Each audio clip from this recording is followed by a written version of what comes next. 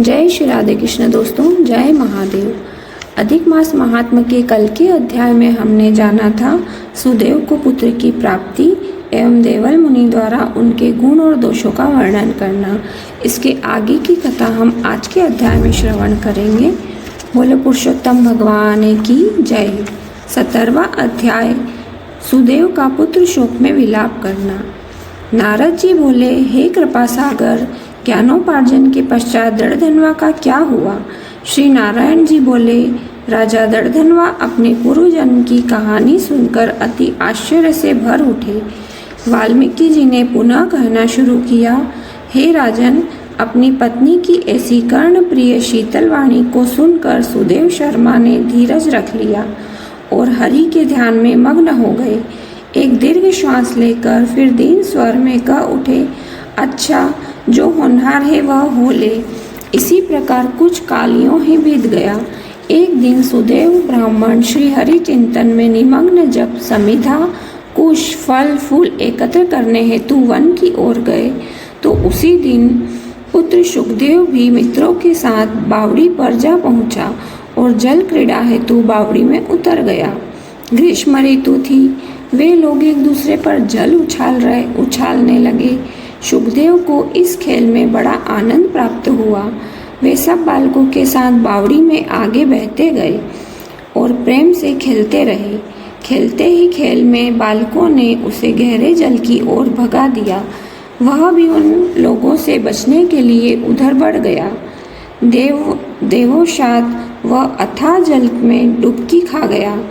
उसने अपनी सांस को अपने मित्रों को धोखा देने के लिए रोक लिया और डुबकी लगाई, किंतु वह अपने को संभाल न सके। इस कारण अत्यंत व्याकुल हो निकलने का प्रयत्न करने लगा, लेकिन वह ऐसा न कर सका और वहीं पर डूब गया और उसकी मृत्यु हो गई। यह देखकर अन्य बालक हाहाकार करते हुए वहां से भाग गए और इस शोक समाचार को उसकी माता गौतमी को आकर सुनाया। बालकों की ऐसी वज्रपात जैसी वाणी को सुनकर गौतमी पुत्र के शोक से विहल हो धरती पर मूर्छित हो गिर पड़ी।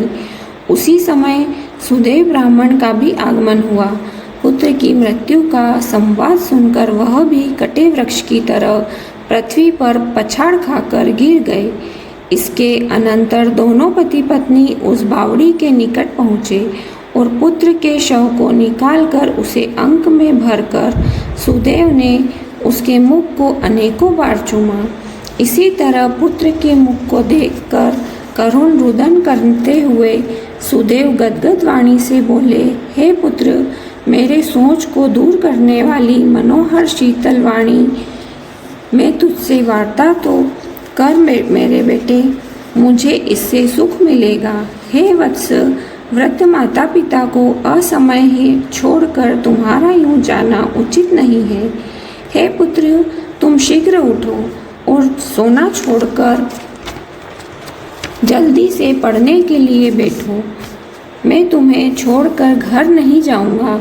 वहाँ अब क्या रखा है? मैंने कोई निंदनीय कार्य नहीं किया, ब्रह्म हत्या नहीं की, जिस पर भी किसी कुकर्म का मुझे यह फल मिला है। हे निर्दयी विधाता, तुम्हें इस दीन वृद्ध की आंखें निकाल कर क्या लाभ मिला? हे पुत्र, कुछ तो बोलो। तुम्हारी यह माता कुकरी की भांति सारी लज्जा को त्याग कर कैसा विलाप कर रही है?